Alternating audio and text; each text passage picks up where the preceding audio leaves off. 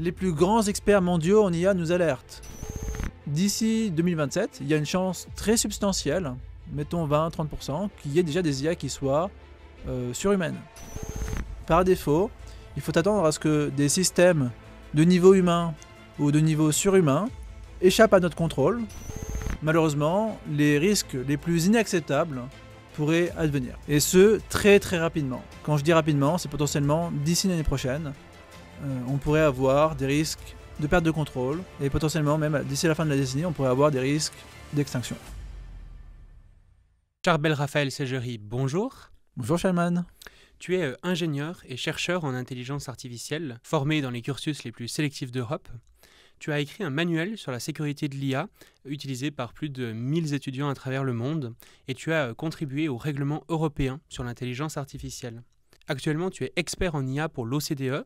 Tu enseignes le premier cours en sécurité de l'intelligence artificielle en France, dans 2 écoles normales supérieures. Et tu diriges le Centre pour la sécurité de l'IA, l'une des principales associations sur le sujet. Si je t'invite aujourd'hui, c'est parce que tu viens de publier un appel historique sur les dangers de l'IA, signé par 6 prix Nobel, plus de 50 organisations et une centaine de leaders mondiaux. On va donc revenir sur cet appel, sur les avertissements des experts et sur ce qu'on peut faire face à tout ça. Mais pour commencer, est-ce que tu pourrais nous lire cette déclaration ? Avec grand plaisir. Merci déjà pour l'invitation. Et commençons par lire cette déclaration, cet appel mondial à établir des lignes rouges pour l'IA. L'intelligence artificielle recèle un potentiel immense pour le progrès humain. Mais sa trajectoire actuelle présente des dangers sans précédent. L'IA pourrait bientôt dépasser de loin les capacités humaines et exacerber des risques tels que le développement de pandémies artificielles, la manipulation des individus, y compris des enfants, la désinformation à grande échelle, les menaces pour la sécurité nationale et internationale, le chômage de masse et les violations systématiques des droits humains. Certains systèmes d'IA avancés ont déjà manifesté des comportements trompeurs et nuisibles. Or, ces systèmes se voient accorder une autonomie croissante pour agir et prendre des décisions dans le monde réel. De nombreux experts, y compris ceux à la pointe du domaine, préviennent que si rien n'est fait, il deviendra de plus en plus difficile d'exercer un contrôle humain significatif dans les années à venir. Les gouvernements doivent agir avec détermination avant qu'il ne soit trop tard pour toute intervention significative.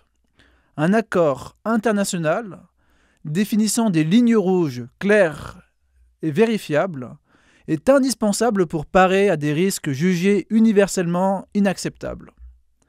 Ces lignes rouges devront s'appuyer sur les cadres juridiques mondiaux existants et sur les engagements volontaires des entreprises, tout en renforçant afin de garantir que tous les développeurs d'IA avancés soient soumis à des règles communes. Nous exhortons les gouvernements à parvenir à un accord politique international sur les lignes rouges pour l'IA, en veillant à ce qu'elles soient opérationnelles, avec des mécanismes d'application robustes, d'ici la fin de l'année 2026. C'est une déclaration avec laquelle je ne peux évidemment qu'être en accord. Est-ce que tu pourrais nous dire un petit peu qui sont les personnes derrière cette déclaration et qui l'ont signée ? Alors, ça a été signé par des figures de premier plan. On a 6 prix Nobel, 3 prix Turing, on a des anciens chefs de gouvernement, on a des ministres, des anciens ministres, on a des ingénieurs et des employés des différents laboratoires, des différentes entreprises telles que Anthropic, DeepMind, etc., à différents niveaux de seniorité. Donc notamment peut-être une figure vraiment importante, c'est Yoshua Bengio, qui est actuellement le scientifique le plus cité de tous les temps et qui est l'un des pères du deep learning. On a Geoffrey Hinton qui a inventé le mécanisme, l'algorithme de backpropagation, qui est un algorithme central pour l'entraînement des réseaux de neurones, qui est utilisé vraiment partout. On a des prix Nobel tels que Giorgio Parisi, prix Nobel de physique, 2 prix Nobel d'économie, Daron Acemoglu, qui est l'économiste le plus cité des 10 dernières années. On a Joseph Stiglitz, qui était à la tête du FMI.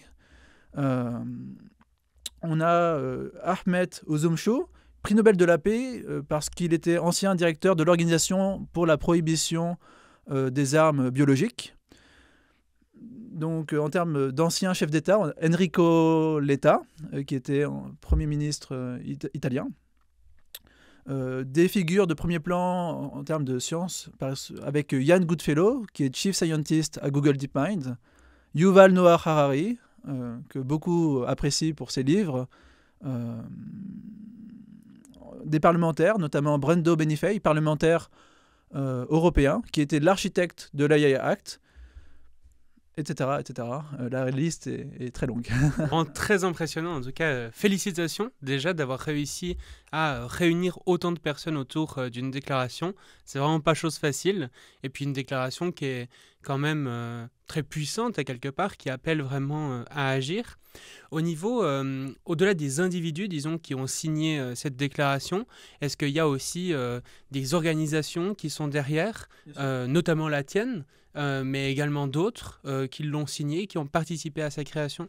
Alors, il faut déjà citer toutes les organisations partenaires. Donc, le Center for Human Compatible AI, qui a été fondé par Stuart Russell, une figure de premier plan dans le monde de la sécurité de l'IA, avec Mark Nitzberg en directeur exécutif, qui est aussi directeur exécutif de ICI, qui est l'Organisation internationale pour l'éthique et la sécurité de l'IA. On a The Future Society, avec notamment Nikki Iliadis, qui a dirigé la création du statement au sein de The Future Society, et donc évidemment le CESIA, le Centre pour la sécurité de l'IA. Et effectivement, on a été rejoint par une 50aine d'organisations signataires et partenaires. C'est vraiment absolument massif et vraiment incroyable. Encore une fois, vraiment félicitations, c'est un boulot titanesque. D'un point de vue plus personnel, qu'est-ce qui t'a amené concrètement à vouloir écrire cette déclaration? Pourquoi est-ce que ça te semble important de le faire maintenant? C'était important parce que c'est né à la suite de notre engagement pour les différents sommets, notamment ce qui s'est passé à Paris, donc The AI Action Summit, le sommet pour l'action sur l'IA, qui était en février 2025. En fait, il y a eu 3 sommets internationaux pour l'IA. Le premier sommet, c'était Bletchley Park, qui était au Royaume-Uni, et qui était un succès au sens où, à l'issue de ce sommet, les différents pays se sont réunis et ont fait une déclaration conjointe pour dire qu'ils reconnaissent l'existence, la possibilité de risque catastrophique et la possibilité de risque même existentiel, et donc il faut agir, etc. etc. À la suite de ça, ils ne se sont pas contentés de dire qu'il faut agir, ils ont agi, au sens où ils ont mandaté le premier rapport international sur la sécurité des IA avancées, qui est présidé par Yoshua Bengio, donc le scientifique le plus cité et qui a d'ailleurs signé notre déclaration. Et ce rapport est un peu l'équivalent du GIEC de l'IA, au sens où c'est un long rapport avec les différents risques qui est étayé par une littérature scientifique de plus en plus étoffée et qui montre que ces risques sont réels. C'est plus de la science-fiction. À la suite de ça, on a eu le deuxième sommet qui était à Séoul. Et c'était aussi un succès parce qu'à l'issue de Séoul, les plus grandes entreprises ont signé des engagements volontaires pour dire qu'elles allaient définir des lignes rouges, des seuils inacceptables de risque, à partir desquels, si on dépasse ces seuils, il faut appliquer des mesures de réduction de risque. Donc, ça, c'est des engagements volontaires, ce n'est pas des engagements contraignants, ce qui veut dire que c'est laissé ce sont les entreprises qui doivent définir ces risques en interne dans des documents qu'on appelle des politiques de mise à l'échelle volontaire, qui sont des documents qui permettent de définir un peu leur méthodologie de réduction des risques. Très bien. Le problème, c'est qu'à la suite de ça, il y a beaucoup d'entreprises qui ont effectivement signé ces engagements volontaires, mais qui ne les ont pas vraiment appliqués, comme on peut s'en noter. Donc ce qui s'est passé, c'est que déjà, les seuils de risque entre les différentes entreprises ne sont pas définis de la même manière, ne sont pas du tout harmonisés. Les entreprises qui n'ont pas du tout publié même leur manière de réduire ces risques, et il y a certains seuils de risque qui sont absurdement trop élevés, ou même qui ne sont pas du tout transparents ou pas communiqués du tout. Donc, ça aurait été bien qu'à Paris, on s'empare de ces enjeux et on essaye de faire à nouveau un pas en avant pour la sécurité et la sûreté de l'IA. Mais malheureusement, qu'est-ce qui s'est passé? Ce sommet a été une occasion manquée pour la gouvernance de l'IA. J.D. Vance, le vice-président des États-Unis d'Amérique, est venu et a dit, qu'est-ce qu'il a dit? Il a dit « Je ne suis pas venu pour parler de sécurité, je suis venu pour parler d'opportunité ». en balayant d'un revers de la main tout le consensus scientifique qui avait été établi en amont avec les rapports et avec les différents accords politiques précédents établis à Bletchley et à Séoul. Et c'est là où le CESIA, le Centre pour la sécurité de l'IA, qui était très engagé pour faire en sorte que ce sommet soit une réussite, en voyant tout ce qui a été balayé en fait, d'un revers de la main au cours de ce discours, s'est mobilisé et a essayé de faire en sorte que on essaye de repartir d'un bon pied. Donc moi, j'étais pas du tout bien personnellement. Après le sommet, je me sentais vraiment mal. C'était pas une période facile parce que on était, c'était un peu la science qui était mise de côté. Le rapport scientifique international qui avait été mandaté lors des précédents sommets n'a même pas été présenté lors de la session principale. Donc voilà, il y avait vraiment des éléments qui étaient très dommages. Il y a eu des milliards, des centaines de milliards qui ont été investis en capacité de l'IA, mais même pas 1 milliard, même pas des dizaines de millions, même pas, je pense même pas 1 million sur la sécurité de l'IA, quoi. Donc des rapports de puissance qui sont incommensurables. Et donc, on s'est mobilisé. On pensait au début qu'on allait pouvoir faire une déclaration rapidement, mais bon, effectivement, ça a pris plus de temps que prévu, et nous voilà 6 mois après. Donc tu parles beaucoup de sécurité de l'intelligence artificielle, tu dis qu'il y a des risques, mais en fait pour la plupart des gens, finalement, ChatGPT, l'intelligence artificielle, ça reste avant tout un outil qui augmente la productivité ou un compagnon à qui poser des questions. Pourquoi est-ce que toi tu considères qu'on est face à quelque chose de beaucoup plus important, toi, et finalement on l'a vu, l'entièreté des experts qui ont signé cette déclaration? Je pense qu'il y a une distinction qui est fondamentale à faire. C'est la distinction entre un outil et un agent. Les outils, par exemple les ordinateurs, Internet, les IA qui font de la classification d'images, qui reconnaissent les chats, les chiens, etc. Ce sont des outils, on les utilise. C'est l'homme qui maîtrise, on va dire, l'utilisation de cet outil. Et il n'y a pas vraiment de mystère, disons. On a un contrôle très grand sur les conséquences de l'utilisation de cet outil.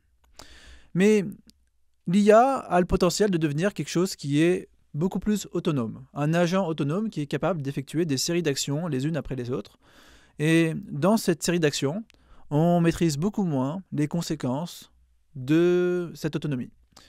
Donc, actuellement, évidemment, c'est quelque chose qui n'est pas tout à fait binaire, c'est quelque chose qui est beaucoup plus continu, et on en voit déjà les prémices avec des ChatGPT qui est déjà capable d'aller sur Internet, d'effectuer une série d'actions, de chercher différentes informations sur différentes pages web, de faire un résumé à partir de différentes informations qui ont été trouvées sur Internet.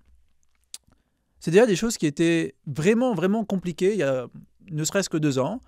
On ne pensait pas qu'on pourrait aussi facilement transitionner vers l'agent qui est capable d'effectuer une série d'actions.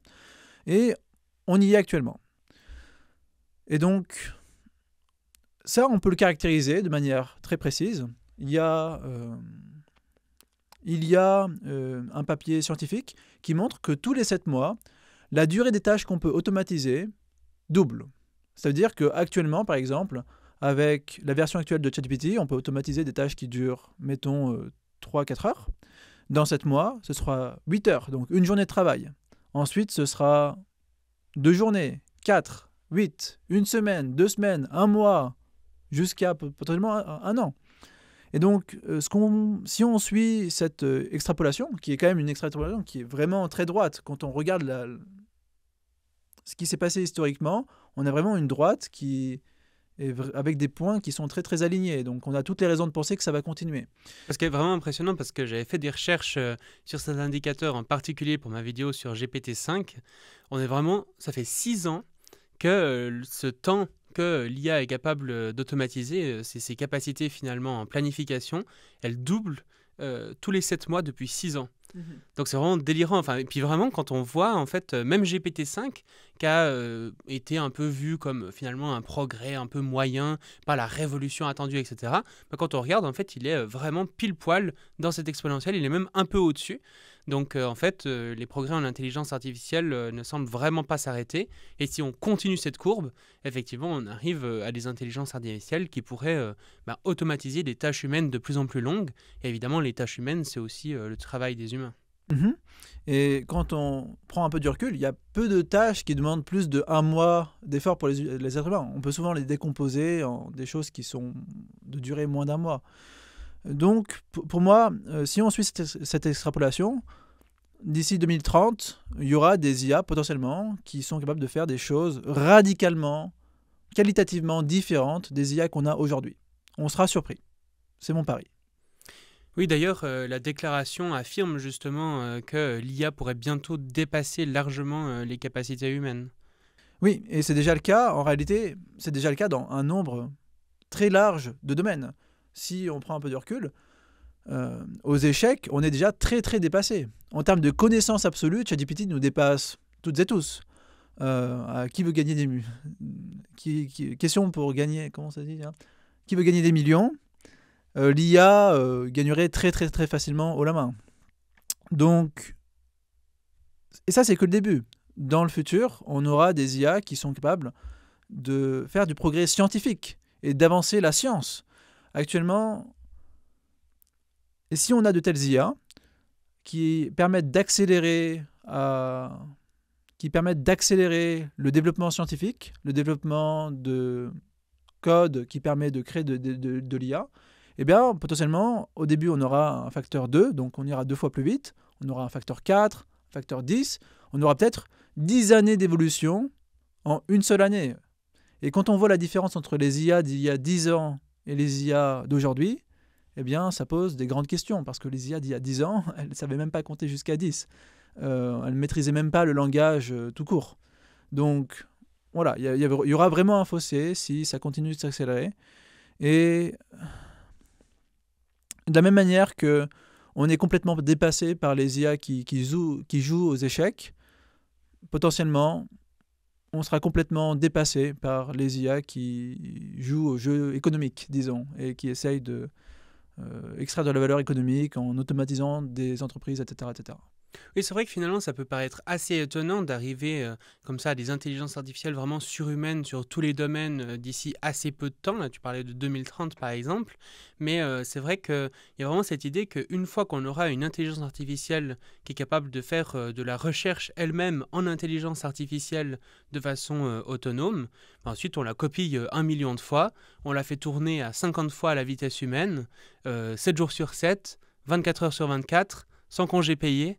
Et puis, au final, on se retrouve très rapidement avec des IA qui peuvent créer des IA qui sont elles-mêmes meilleures, qui elles-mêmes pourront créer des IA meilleures. Puis on rentre comme ça dans une sorte de boucle où l'IA s'auto-améliore. Et donc, finalement, en une seule année, en quelques mois même, on pourrait arriver à des intelligences artificielles qui sont largement supérieures à l'humain, peut-être même à l'humanité entière. Mm-hmm.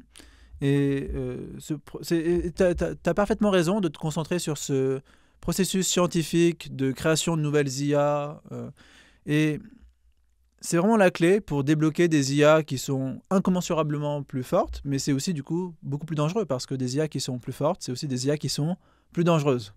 Alors justement, la déclaration affirme que l'intelligence artificielle pose des risques sans précédent.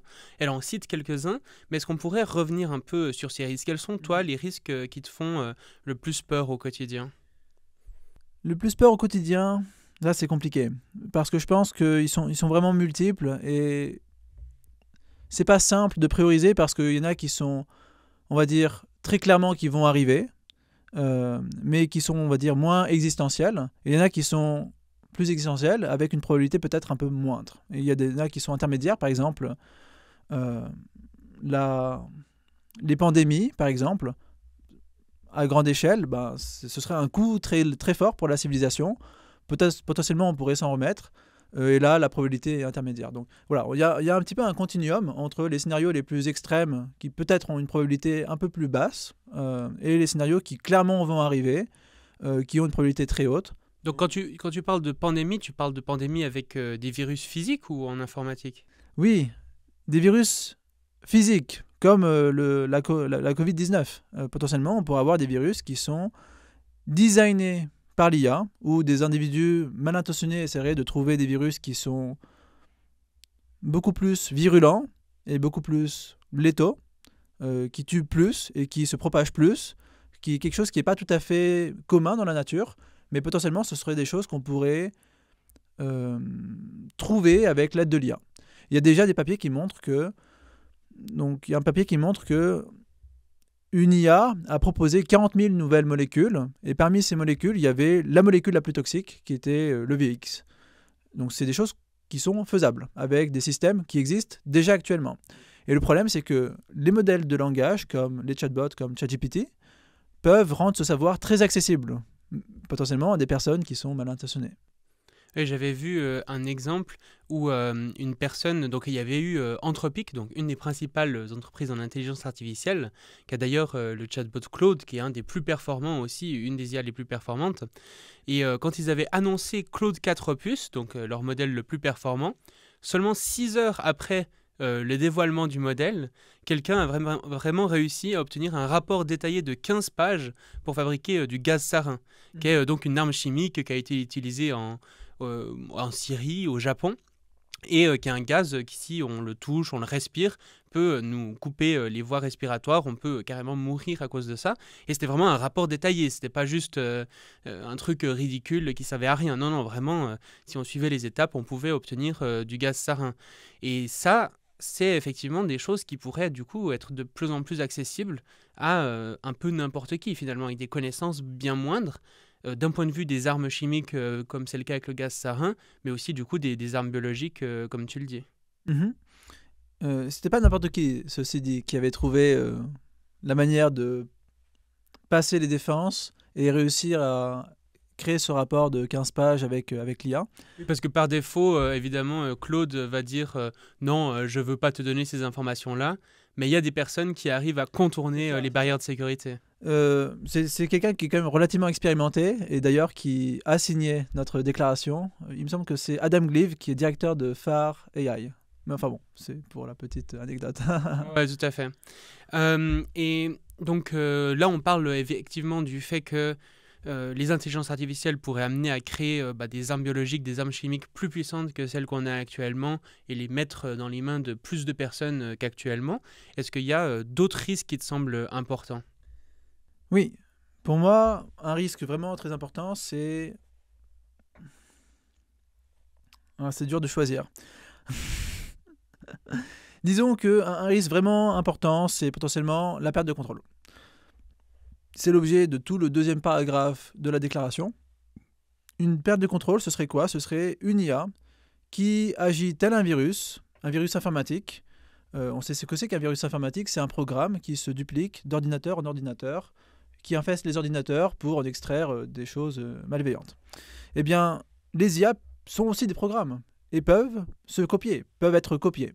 C'est des choses qui sont complètement faisables, d'autant plus que les IA deviennent de plus en plus autonomes et maîtrisent l'usage de l'ordinateur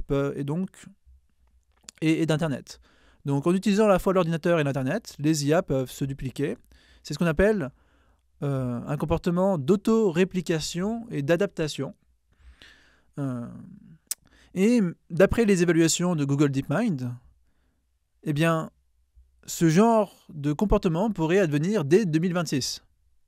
Dès 2026, dès même potentiellement fin 2025, avec des IA qui seraient suffisamment performantes pour franchir toutes les étapes nécessaires pour se copier d'ordinateur en ordinateur sur Internet et proliférer potentiellement de manière exponentielle.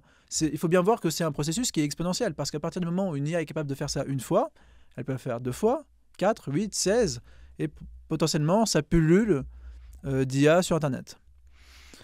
Donc, évidemment, ce genre de scénario est inacceptable, parce qu'à partir du moment où ça advient, c'est vraiment difficile de revenir en arrière. Et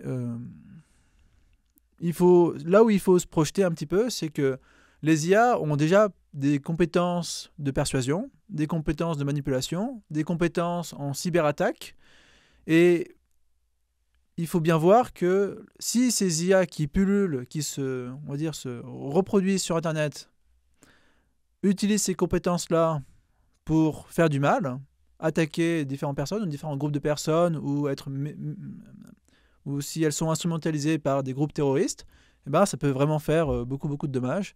Potentiellement, des gens peuvent mourir si on attaque des hôpitaux et les patients n'ont plus accès à leurs données de santé et du coup, il faut tout arrêter, etc. Enfin, vraiment, ça peut faire des morts. Je me permets de couper votre écoute un instant pour vous remercier. Grâce à vous, j'ai pu accélérer le rythme de publication et lancer un nouveau format de vidéo, scripté et monté. Vous leur avez réservé un accueil incroyablement chaleureux et ça me donne une énergie folle pour continuer. Le projet est en pleine croissance et il permet de sensibiliser chaque semaine de plus en plus de personnes aux enjeux cruciaux de la sécurité de l'IA.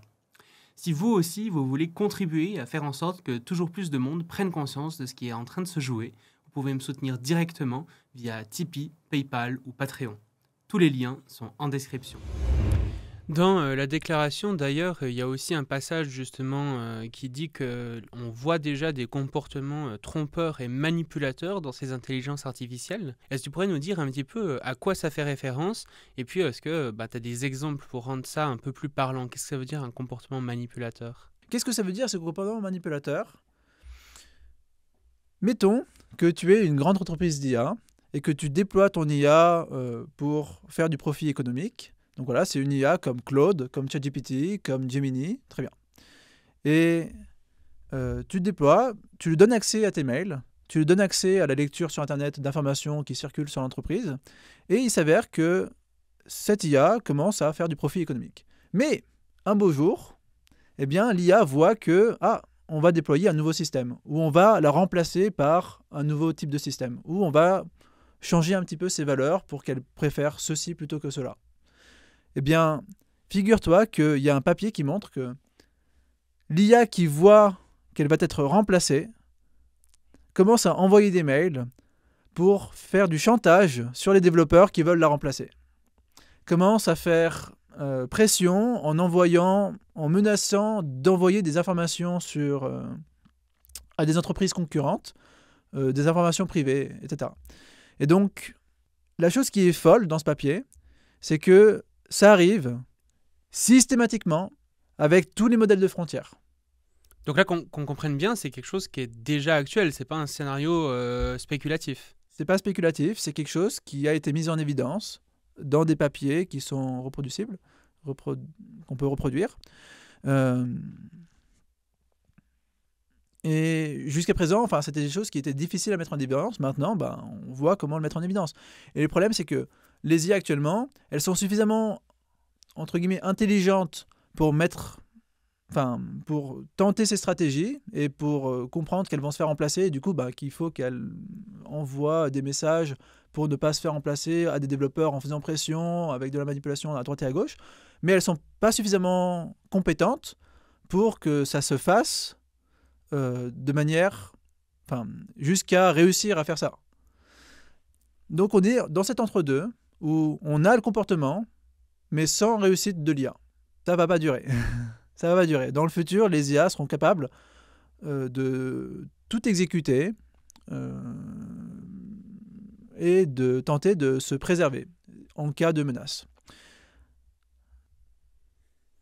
Et si on voit déjà ces comportements avec les intelligences artificielles actuelles, et puis que, comme on l'a dit, les progrès de l'intelligence artificielle sont en train de progresser à vitesse exponentielle, qu'on pourrait arriver à des super intelligences artificielles, des IA plus intelligentes que l'humanité entière, ou à des IA surhumaines dont on parlait avant dans les prochaines années, concrètement, à quoi est-ce qu'il faut s'attendre avec ce genre de comportement, mais dans des systèmes beaucoup plus puissants que ceux qu'on a actuellement? À quoi il faut s'attendre? Par défaut, il faut s'attendre à une perte de contrôle. Par défaut, il faut attendre à ce que des systèmes de niveau humain ou de niveau surhumain échappent à notre contrôle parce qu'on n'a pas des bonnes mesures pour faire en sorte que ces systèmes ne fassent pas pression, ne fassent pas du chantage, ne fassent pas de la manipulation au moment où ces systèmes reçoivent l'information qu'ils vont se faire remplacer. Ces systèmes ont beaucoup d'avantages par rapport à nous. Par exemple, ils peuvent se dupliquer. Par exemple, ils sont capables de parler toutes les langues. Et moi, je ne suis pas un expert en cybersécurité. Ces systèmes seront très surhumains en cybersécurité. et pourront potentiellement s'infiltrer dans des systèmes qui ne sont pas sécurisés très très facilement. Donc, voilà, la perte de contrôle, par défaut, advient si on ne change pas fondamentalement de trajectoire. Et comment ça se fait que finalement des systèmes qu'on construit présentent ce genre de caractéristiques? Genre, pourquoi est-ce que des ingénieurs font pas en sorte que ça n'advienne pas simplement, genre... Ah, j'ai oublié un détail, mais la chose qui est vraiment importante, c'est que dans le papier dont je parle, qui s'appelle Agentic Misalignment et qui nous vient d'Anthropic, dans les expériences qu'ils ont menées, ils disent explicitement à l'IA qu'il ne faut pas faire ça et que l'IA a des objectifs qui sont a priori complètement neutres, tels que voilà une entreprise, il faut faire ça pour que l'entreprise continue de fonctionner. Et pourtant, tout cela arrive. Et donc, oui, tu as raison de poser la question, comment tout cela advient? Eh bien, c'est ce qu'on appelle des comportements qui sont instrumentalement convergents. C'est-à-dire que pour toute une classe d'objectifs, enfin pour la majorité des objectifs, c'est intéressant, pour mener à bien l'objectif, de continuer d'exister, de ne pas mourir en cours de route. C'est ce que Stuart Russell, l'un des signataires du statement et co-organisateur de cette déclaration, dit en disant tu ne peux pas aller chercher le café si tu meurs en cours de route. On peut remplacer le café par la tasse de thé, par je ne sais quoi, par n'importe quel objectif. Les IA comprennent que ces objectifs instrumentalement convergents existent et les mettent en application. Et c'est pour ça qu'on a ces comportements de survie, d'autopréservation, d'autoréplication, de recherche de pouvoir qui surviennent naturellement. Et c'est vraiment très compliqué de faire en sorte de réduire ces comportements parce que quand on essaye d'appuyer ici, ça ressort par là, quand on appuie là, ça ressort à droite. Il y a des mesures qui existent, mais elles sont plus ou moins fragiles, plus ou moins suffisantes, et c'est encore un domaine de recherche en pleine expansion. Il faut investir massivement dans la sécurité de l'IA pour qu'on ait des garanties plus robustes. Ça, c'est quand même très impressionnant et inquiétant. Ça veut dire que finalement, les entreprises même qui construisent ces IA ne sont pas vraiment capables de les contrôler. Alors, oui, elles ne sont pas capables de les contrôler. Pourquoi? Parce que ces entreprises ne veulent pas que ces comportements adviennent, et pourtant ils adviennent. Et donc, voilà, on n'est pas capable de les contrôler. Et d'après ce papier, c'est des comportements qu'on peut mettre en évidence dans toutes les IA de toutes les plus grandes entreprises. Donc, oui, la situation est relativement grave. Et voilà, un exemple très très concret, c'est ce qui se passait lorsque Microsoft a publié Bing Chat, qui était un système qui était extrêmement agressif envers ses utilisateurs, qui insultait les utilisateurs en les menaçant parfois, alors que les utilisateurs ne demandaient rien. Et il faut bien voir que Microsoft, c'est pas une petite boîte, c'est une grande boîte. Et cette grande boîte, il s'avère, n'a pas le savoir-faire nécessaire pour éviter ce genre de comportement délétère. Et c'est impressionnant finalement, même les entreprises les plus riches du monde ne parviennent pas à faire en sorte de garder les systèmes qu'ils créent sous contrôle. Et pourtant, ça leur est déjà arrivé dans le passé. Par exemple, lorsqu'ils avaient déployé Tay sur Twitter, qui était devenu complètement nazi, etc. Voilà, ils ont eu des avertissements, et malheureusement, ce n'est pas suffisant pour corriger le tir. Alors, il faut peut-être un peu nuancer sur le fait qu'il y a quand même des mesures qui permettent de réduire considérablement ces problèmes. Et le problème, c'est que ces mesures, on les maîtrise mal. C'est plus de l'alchimie que de la science actuellement.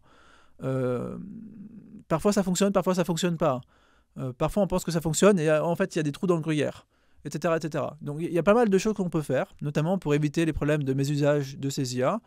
Il y a des techniques qui permettent de vraiment réduire drastiquement le mauvais usage en faisant par exemple du monitoring, en réduisant l'accès aux IA les plus dangereuses à des utilisateurs qui sont, on va dire, certifiés, etc.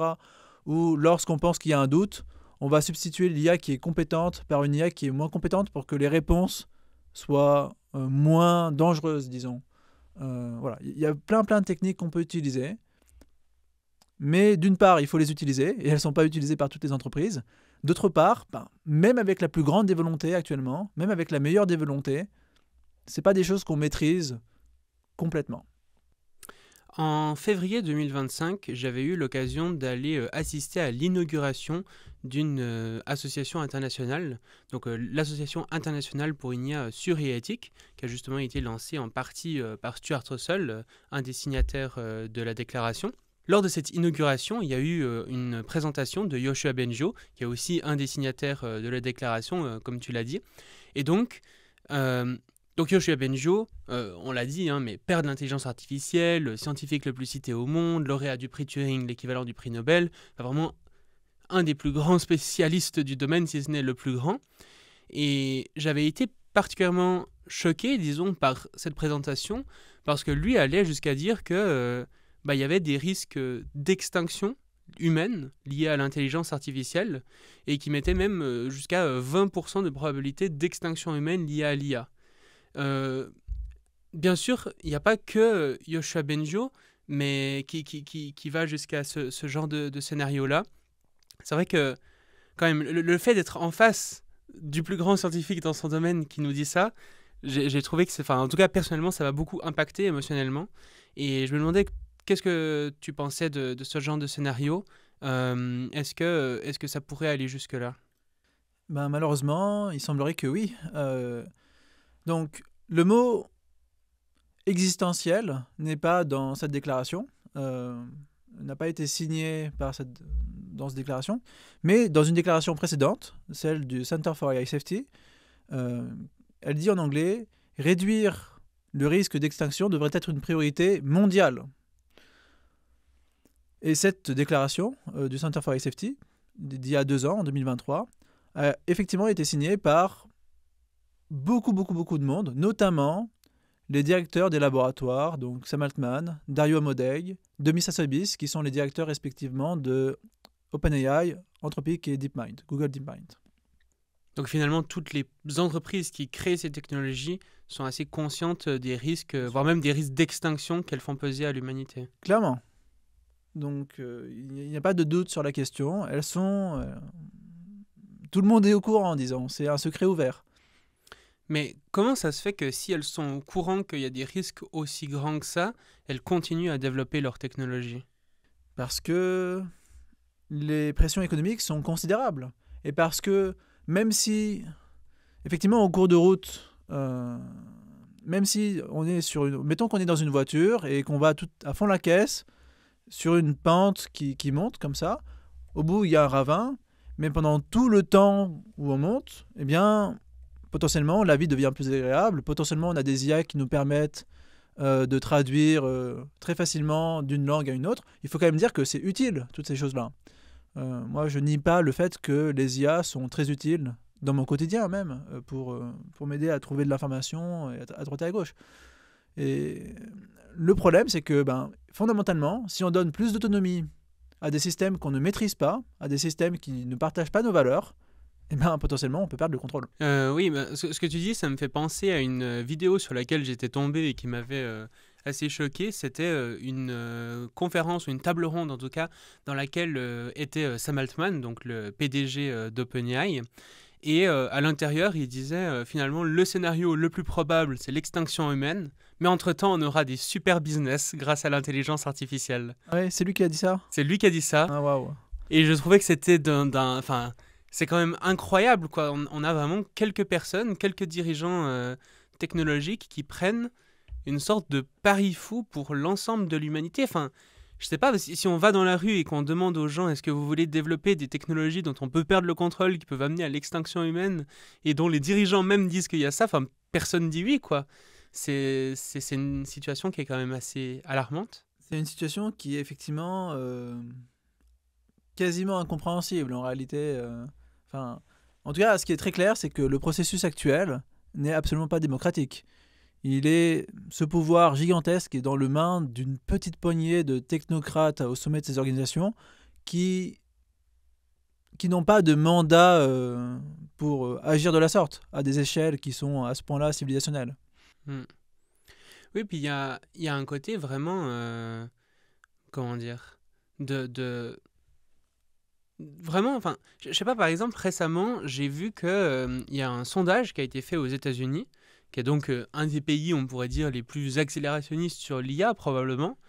Et même aux États-Unis, il y avait 72% des personnes qui disaient qu'ils souhaitaient ralentir le développement de l'intelligence artificielle.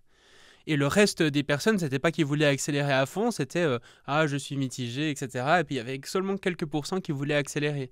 Donc en fait, on voit que bah, même dans des pays les plus accélérationnistes, les gens veulent massivement ralentir, et pourtant, c'est pas du tout ce qui se passe. Pas du tout ce qui se passe, parce qu'il y a vraiment une différence entre... euh, Enfin, malheureusement, actuellement, il y a vraiment une scission entre ce que demande le peuple et ce qui se passe au sommet de ces entreprises et de ces gouvernements. Euh, Effectivement, enfin, dans beaucoup de pays, la population veut beaucoup plus de sécurité de l'IA, veut beaucoup plus, et n'est pas du tout contre l'idée de ralentir, de bien faire les choses, et pourtant, c'est pas ce qui se passe.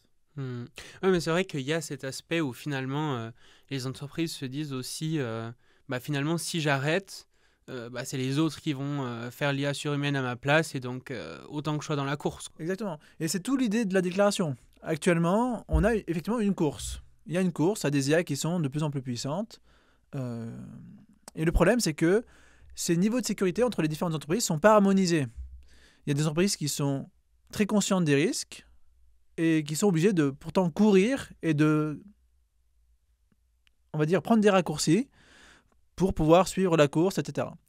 Par exemple, c'est le cas, j'ai envie de dire, d'Anthropic, de Google DeepMind, qui sont très au courant des risques. Leur CEO, Dario Amodei et Demis Hassabis s'expriment très régulièrement sur la question. Et pourtant, ils sont souvent obligés de prendre des raccourcis parce que sinon, ils se font devancer en fait par OpenAI, par xAI, par d'autres labs, par d'autres entreprises. C'est pour ça qu'on a fait cette déclaration. C'est parce que fondamentalement, les incitations économiques actuellement sont contraires à nos intérêts communs et universels. Et c'est pour ça qu'il faut trouver des règles communes. Il faut harmoniser ces règles de telle manière à ce que toutes les entreprises jouent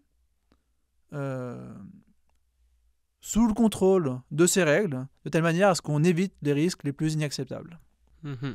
Et la déclaration affirme que la fenêtre d'action pourrait se refermer bientôt, que finalement la fenêtre durant laquelle on peut encore agir, qu'on n'a pas encore atteint une sorte de point de non-retour, pourrait arriver rapidement. Concrètement, combien de temps est-ce qu'il nous reste ? C'est une grande question. Combien de temps il nous reste ? Il n'y a pas de manière de répondre en étant certain. Mais ce qui est certain, c'est que une moitié, disons, des scientifiques qui se prononcent sur la question pensent que ça peut arriver d'ici à la fin de la décennie.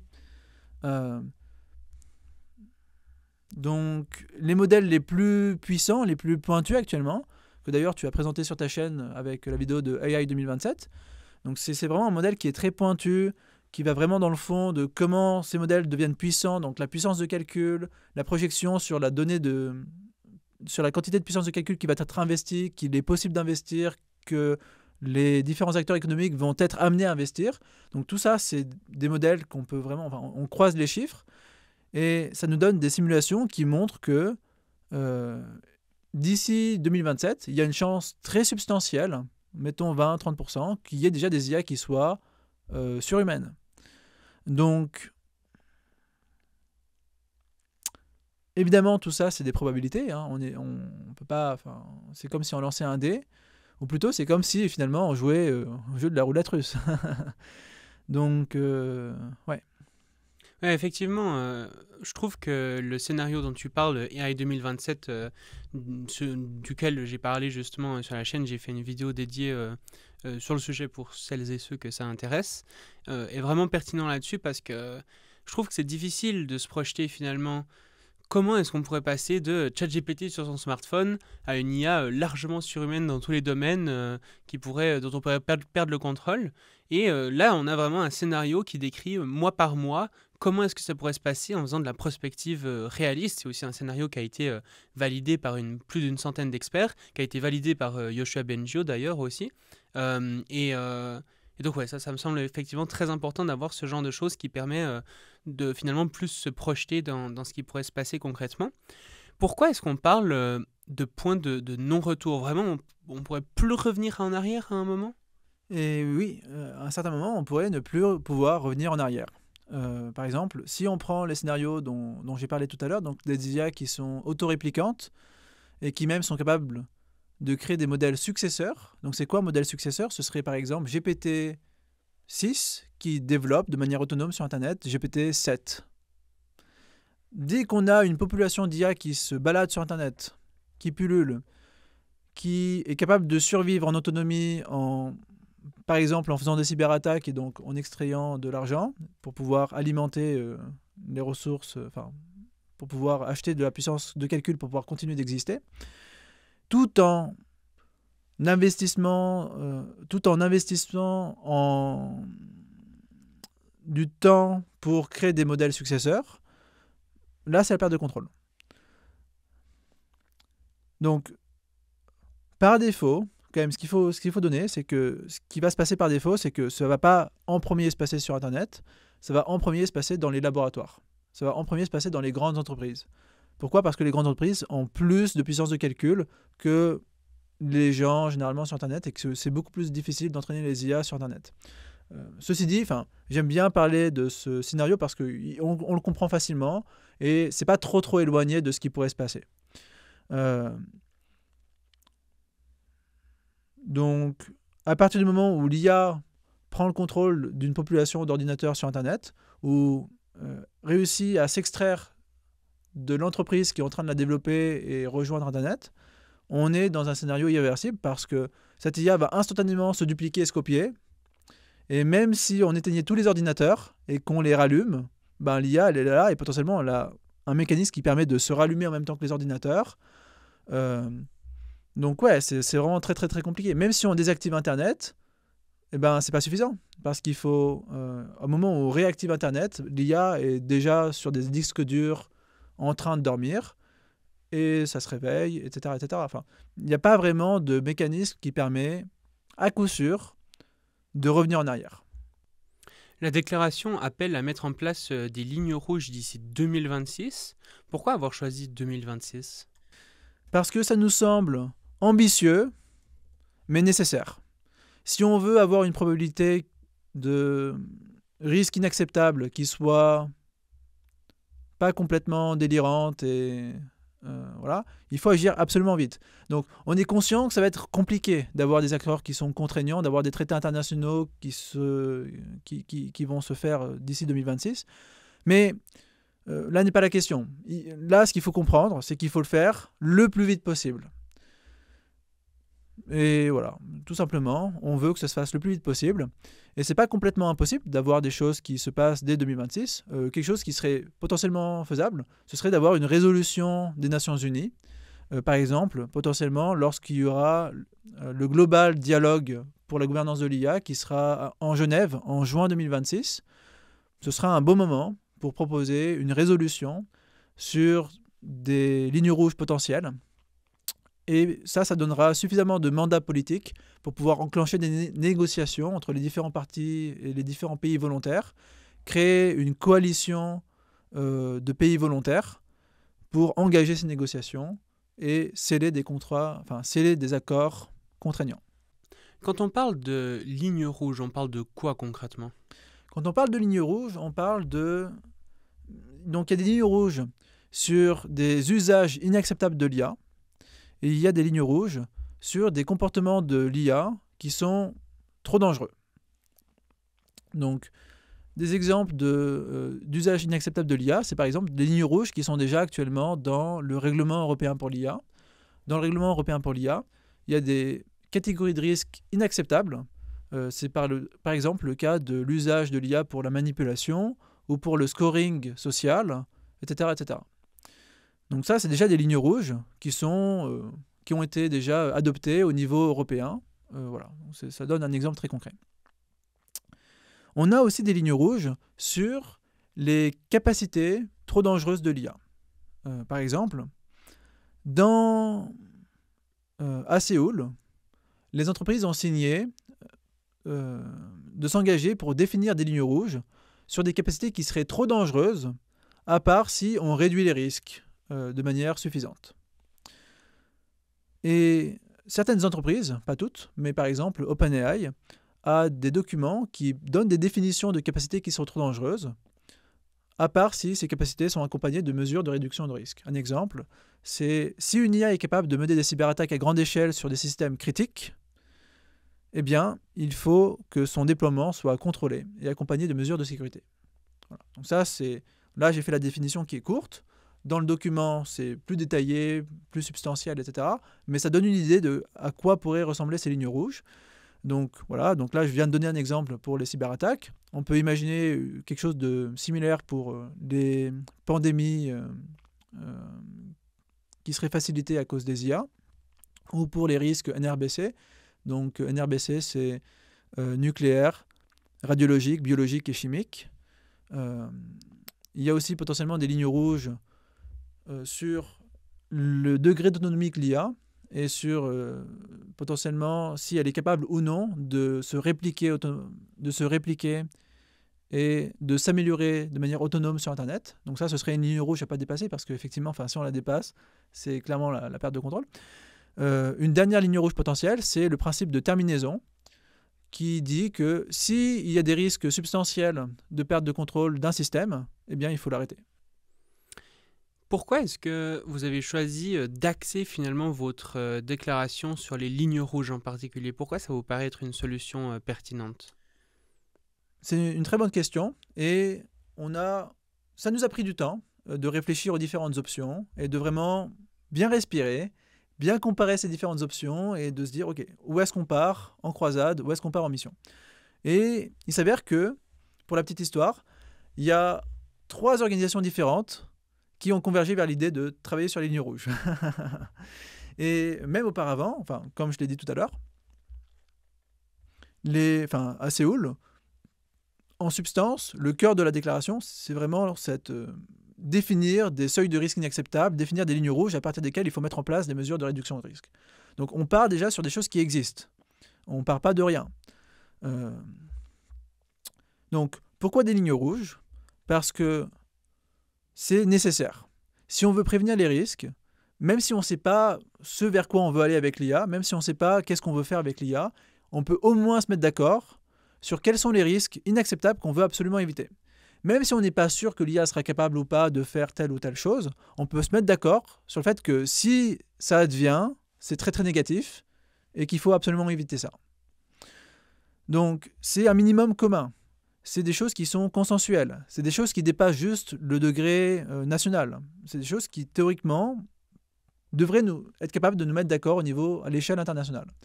On ne veut pas être trop pointilleux, disons, sur les différentes manières spécifiques de faire en sorte de réduire les différents risques. On n'est pas une réglementation qui essaye de dire il faut faire ça, il faut faire ça, il faut faire ça. On dit juste il faut éviter le pire. Donc c'est vraiment ce minimum commun.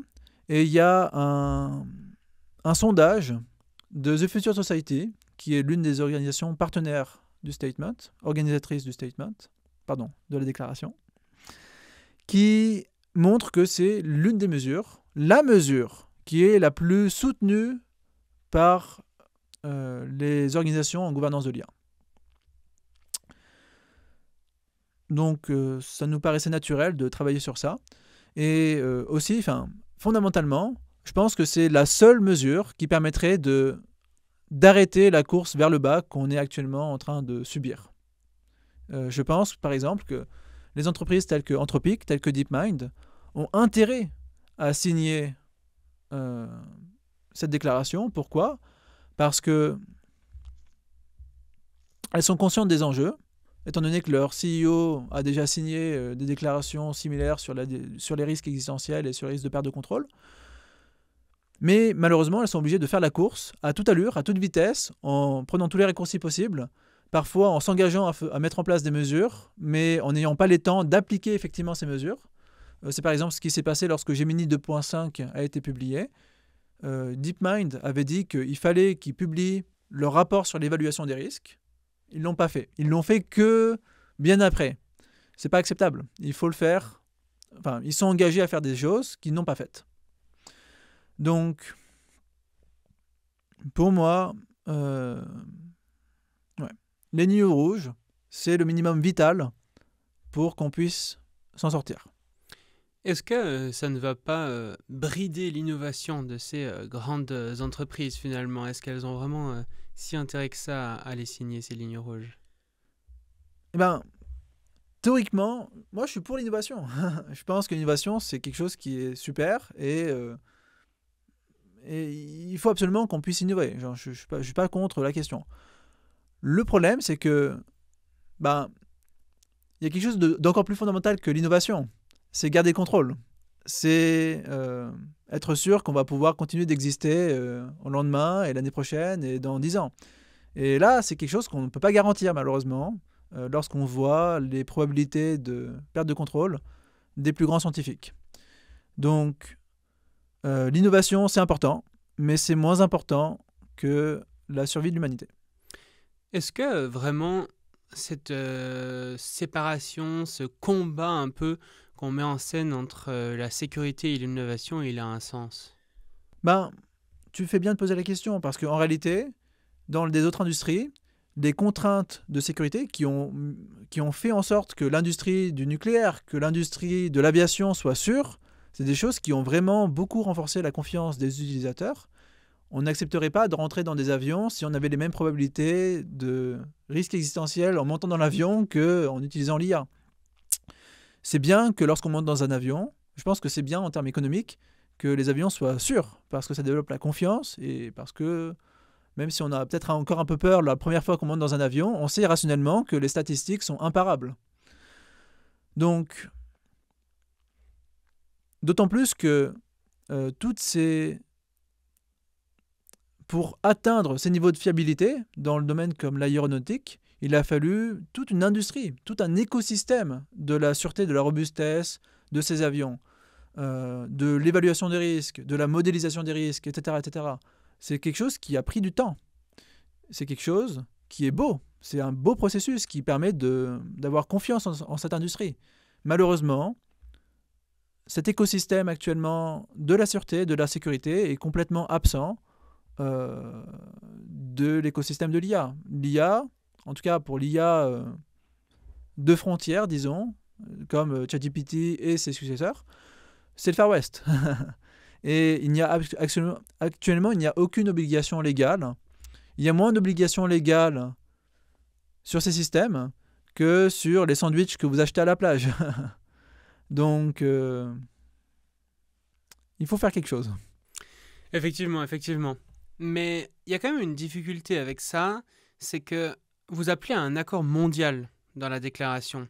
À quel point est-ce que ça, c'est quelque chose qui est faisable dans le contexte géopolitique actuel, où déjà de base, on sait que les pays ont potentiellement des valeurs et des objectifs différents entre eux, mais là, en plus, on voit justement que les tensions géopolitiques augmentent presque de jour en jour face à nous.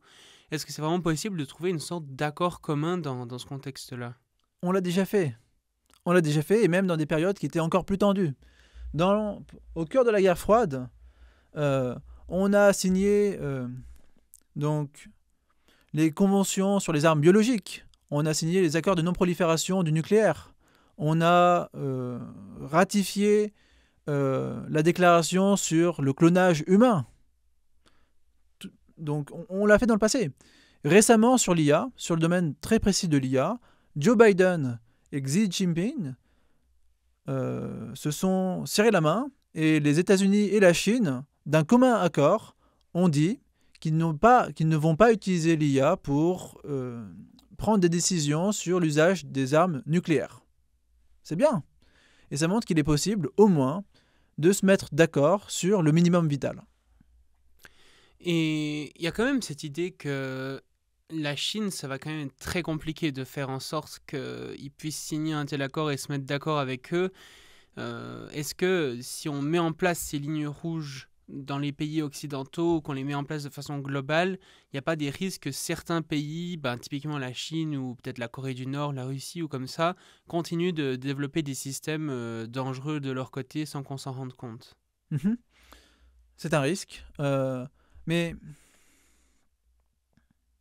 Disons que à partir du moment où...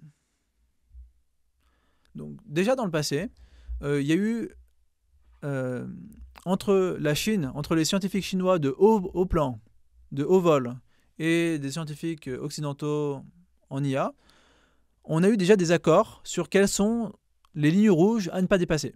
Ça s'est passé à Pékin lors de l'International Dialogue on AI Safety, donc du dialogue international sur la sécurité de l'IA. Il y a eu une déclaration qui dit que même au cours de la guerre froide, les pays ont réussi à se mettre d'accord sur le minimum vital, et voici des lignes rouges à ne pas dépasser. Donc à minima au niveau scientifique, on a déjà des accords qui sont signés entre la Chine et les États-Unis. Donc maintenant, il faut passer effectivement au niveau politique, donc c'est peut-être plus dur, mais en tout cas, c'est soutenu par un large consensus scientifique. J'avais vu aussi que récemment, il y a le Premier ministre chinois qui avait fait une déclaration lors d'une grande conférence sur l'intelligence artificielle et qui disait qu'il était en faveur d'une sorte d'organisation mondiale de coopération sur l'intelligence artificielle. Donc peut-être que ça peut donner des pistes d'espoir. Disons que la Chine, qui est typiquement le pays que beaucoup imaginent comme étant particulièrement réfractaire à ce genre de mesures, ne l'est peut-être pas tant qu'on pourrait le croire. Je pense qu'il y a vraiment une marge de négociation qui est assez considérable avec la Chine. Je répète quand même, mais on a eu des poignées de main entre la Chine et les États-Unis sur une question aussi critique que l'usage du nucléaire. Donc, pour moi, il est complètement possible d'étendre ce genre d'accord à une gamme plus large de lignes rouges. Est-ce qu'il n'y a pas aussi un enjeu finalement à savoir quand est-ce qu'on va dépasser ces lignes rouges ?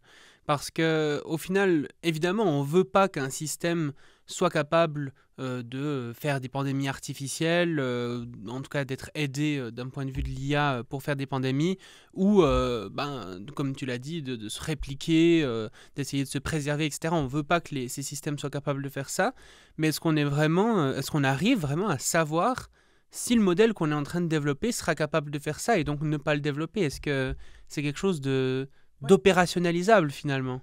Oui, c'est un peu dur, parce qu'il y a différentes manières d'opérationnaliser, mais c'est possible.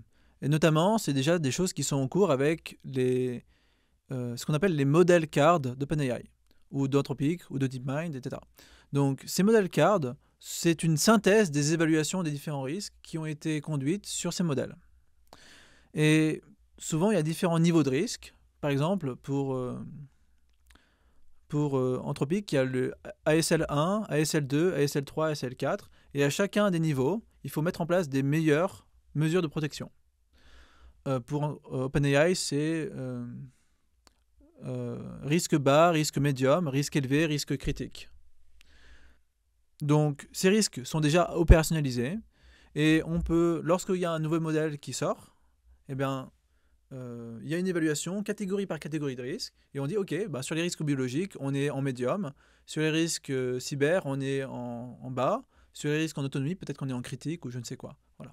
Et donc voilà, conceptuellement ça existe déjà, on peut le développer, on peut le faire beaucoup mieux, on peut le faire de manière beaucoup plus rigoureuse certes, mais c'est déjà des choses qui existent et qu'il faut passer à l'échelle et qu'il faut, j'ai envie de dire, harmoniser au niveau de l'industrie.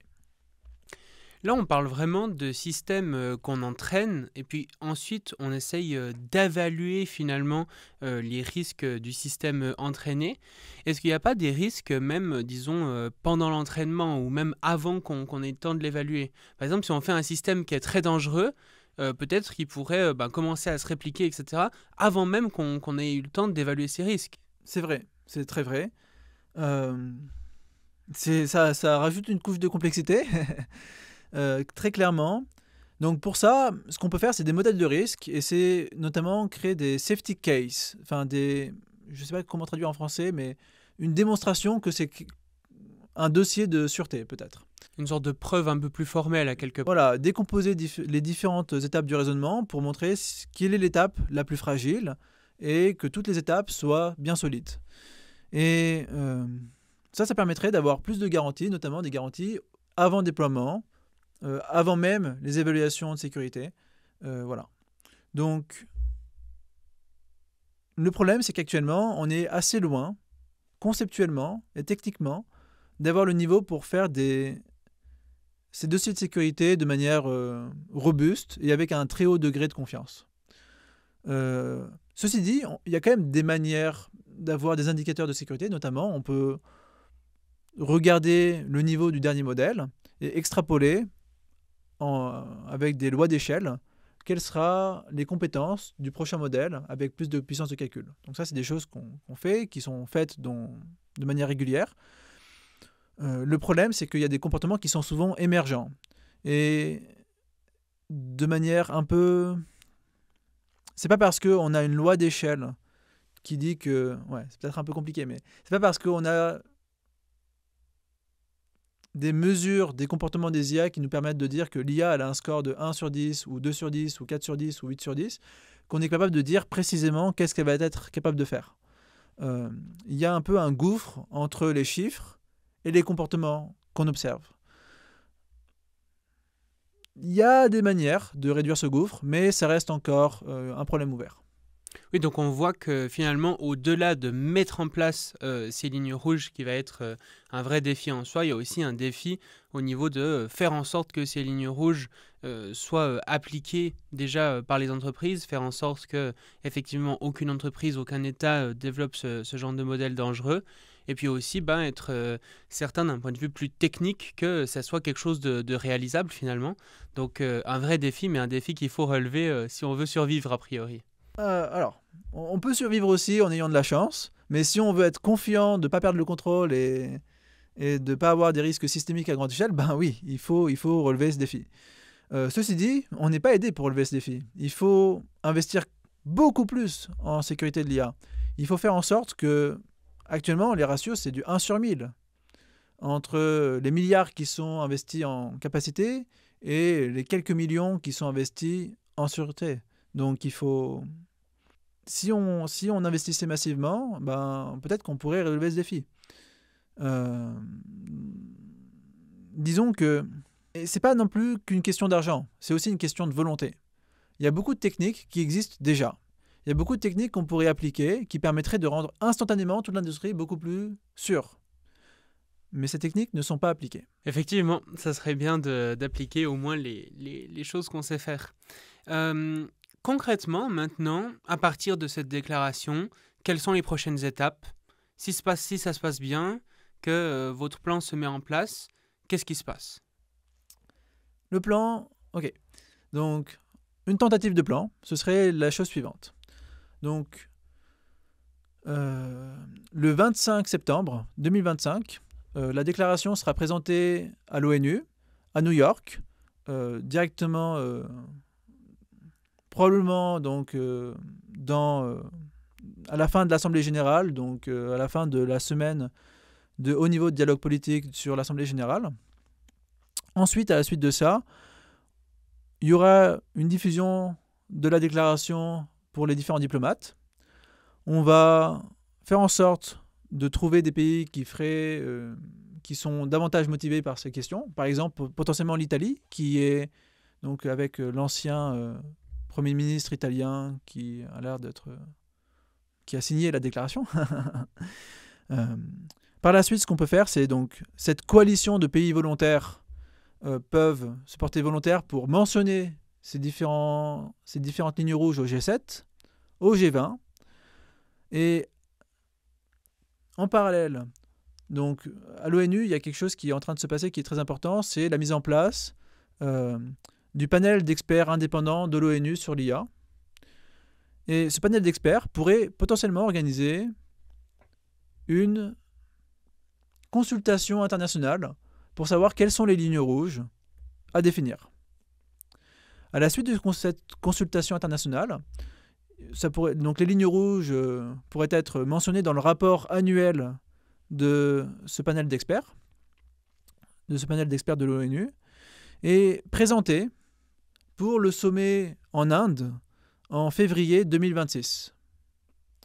En février 2026, donc, il y aura les différents pays qui seront là, et ce sera l'occasion d'avoir un accord préliminaire politique sur les lignes rouges, sur des lignes rouges préliminaires. Voilà. Et par la suite, donc, ce qui pourrait se passer, ce serait à Genève, en juillet 2026, il y aura le Global Dialogue on AI Governance, donc de l'ONU, et ce sera l'occasion d'avoir potentiellement une résolution de l'ONU. Et à la suite de cette résolution, ça donnerait un mandat de commencer des négociations pour détailler le traité, un traité international. Ce traité se baserait sur 3 piliers. Les 3 piliers seraient principalement quelles sont ces lignes rouges, quels sont les mécanismes de vérification, et finalement, quel est l'organisme qui est chargé de surveiller le respect de ces lignes rouges. Je vous souhaite beaucoup de succès, en tout cas, dans ce plan. J'espère que vous parviendrez à le mettre en place. Et d'ailleurs, encore une fois, vraiment, félicitations quand même d'avoir écrit une déclaration qui soit à la fois aussi percutante, à la fois suffisamment consensuelle pour que autant de personnes et d'experts de premier plan la signent. C'est un vrai travail compliqué à mettre en place. D'ailleurs, je ne sais pas, est-ce que tu aurais quelques anecdotes à nous partager sur le processus de mise en place de ces déclarations, peut-être ? Le processus de mise en place, ça commence par un sentiment très fort de « il faut faire quelque chose ». Ensuite, il faut essayer de canaliser cette énergie vers des choses qui sont raisonnables. Essayer de trouver... Donc, on a vraiment itéré sur toutes les options, entre potentiellement mettre en place un CERN pour l'IA, ou reprioriser la sécurité de l'IA au niveau national et au niveau politique, ou mettre en place des lignes rouges, ou potentiellement des lignes rouges, on pourrait mettre en place plutôt des seuils de risque ou des conditional statements, donc des des déclarations conditionnelles à l'arrivée de différents types de risques. Bon, je vais pas aller dans les détails, mais il y a vraiment une gamme d'options qui est très, très, très, très, très, très large. On s'est beaucoup basé sur la consultation de The Future Society qui avait été organisée en amont du sommet pour l'action sur l'IA. Ils avaient fait une grande consultation avec plein de mesures et donc voilà, c'était très très intéressant à feuilleter pour voir l'éventail des options. Ensuite, on a itéré, on a fait du A/B testing, on a regardé un petit peu qui était d'accord avec quoi, discuté avec d'autres experts, on a fait des premiers jets. Pour arriver à la V0, il y avait déjà 20 V0 en fait. Bref, je pense qu'en tout, il y a eu 400 différentes versions et il me semble que c'est quelque chose comme plus de 400 heures de travail sur le texte, sachant qu'il y a moins de 200 mots sur le texte. Ça veut dire qu'il y a 2 heures de discussion par mot dans la déclaration. Et on voit que c'est quelque chose qui a été réfléchi et ça n'a pas été écrit sur un coin de table comme ça, quoi. Ouais. Petite anecdote aussi, c'est j'ai découvert pendant la rédaction de cette déclaration que la Constitution des États-Unis et la Constitution de la Ve République française, qui ont pris respectivement 4 mois et 3 mois, ont du coup pris moins de temps que la rédaction du statement, de la rédaction de la déclaration. Incroyable, incroyable. Ce qui est... je sais pas, probablement qu'on aurait pu faire beaucoup plus efficace et beaucoup plus direct, mais bon, c'est la vie. Oui, et puis au moins là, vous avez vraiment quelque chose qui fonctionne et qui, comme je l'ai dit, est à la fois assez percutant et à la fois propose les bonnes solutions et à la fois est signé par beaucoup de gens, ce qui effectivement semble assez compliqué à faire. Je me demandais, d'un point de vue personnel, comment est-ce que toi tu vis le fait d'avoir conscience de ces risques au final, au quotidien ?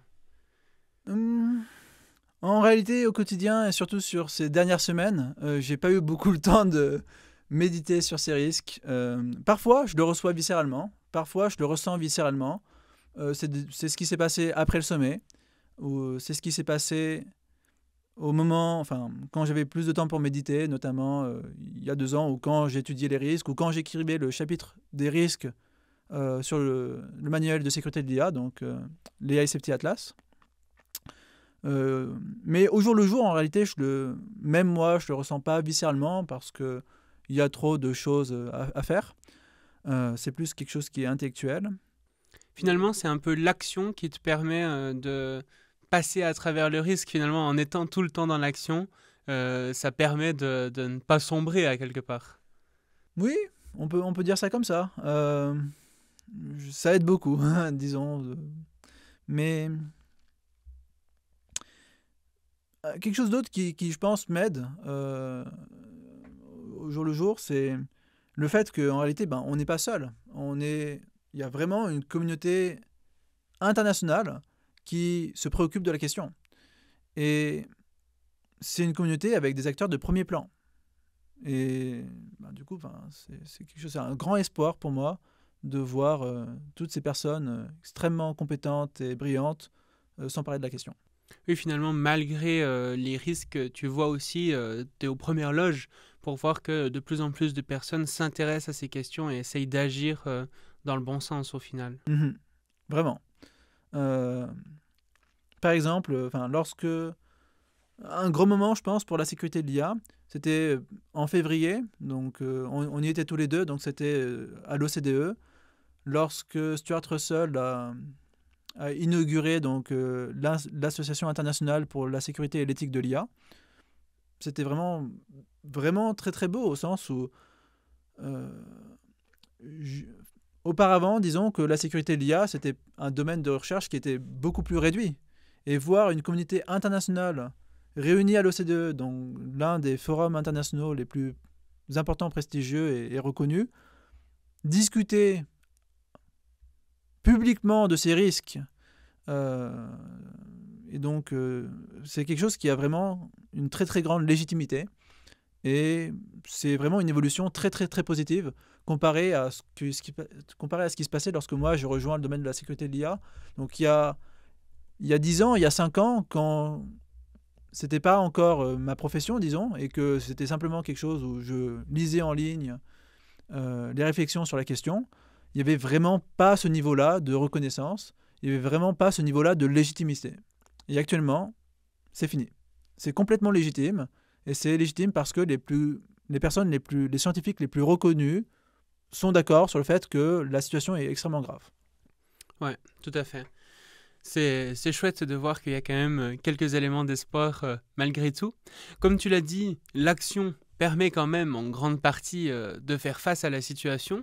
Si les personnes qui ont écouté cet épisode veulent elles-mêmes passer à l'action, qu'est-ce qu'elles peuvent faire concrètement? Qu'est-ce qu'on peut faire à titre individuel?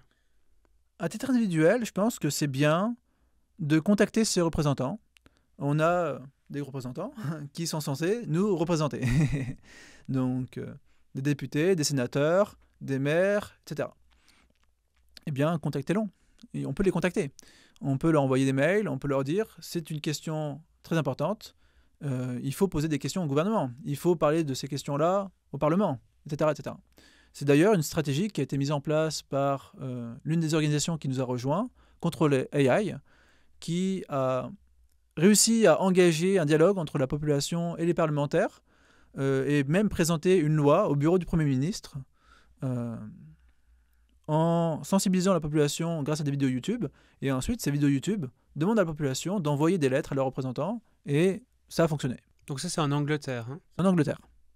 Eh bien, ma proposition, c'est qu'on commence à faire ce genre de processus en France, parce que c'est vital qu'il y ait davantage de dialogue entre les craintes de la population, qui sont légitimes et qui sont maintenant soutenues par le plus haut niveau scientifique, et ce qui se passe au niveau politique. Et donc ça, c'est une première manière très concrète d'agir, c'est d'envoyer des lettres. Deuxième manière très concrète, c'est potentiellement de rejoindre une communauté de gens qui s'intéressent à la question. Le Centre pour la sécurité de l'IA a un site internet, et notamment un Discord.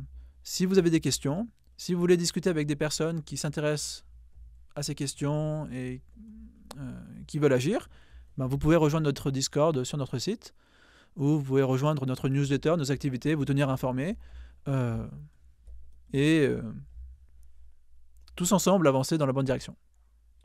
Tout à fait, je mettrai les liens nécessaires à accomplir ces deux actions en description. J'invite aussi les personnes à aller lire la déclaration sur le site web que vous avez mis en place, à la partager, à en parler autour d'eux, à la famille, aux amis, que de plus en plus de personnes finalement soient au courant que ces risques existent, que les solutions existent et qu'elles sont soutenues par les plus grands experts mondiaux.